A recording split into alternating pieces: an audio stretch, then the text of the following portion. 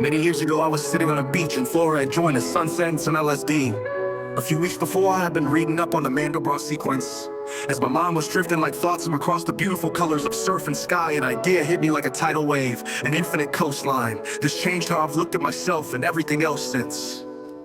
You can Google how long the coastline of Florida is, and it will tell you X amount of miles. But that number isn't even close, and truth is impossible to calculate, because it's ever-changing due to tides rise and fall, the procession and recession of waves. And something else, what struck me was, the closer you zoom and the more detail is revealed. If you are looking at the coastline from space, your measurement would give you one number.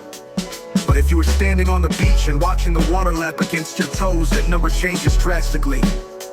And if you zoom into the edge is a single grain of sand, that number grows again. Then zoom into the atomic level, that number takes another huge leap. When you see a grain of sand under an electron microscope, its defining boundaries aren't smooth, though when it's in your palm it may appear so. The area of contact with the water appears to change depending on perception and point of view. Now here is the fun part. According to physics, the water molecule never actually comes into contact with whatever molecule the sand is made up of. No atoms actually touch each other. There is more space between atoms than a nuclei fill. So, the Atlantic never touches the sand material, and that amazing body of water is more space than seen by the naked eye.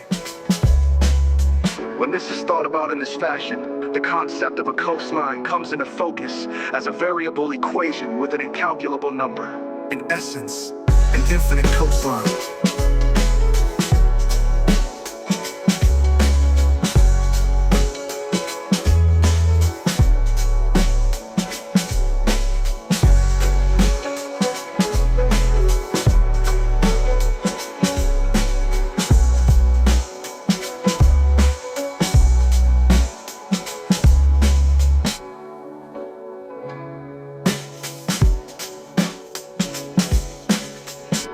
In essence, an infinite coastline.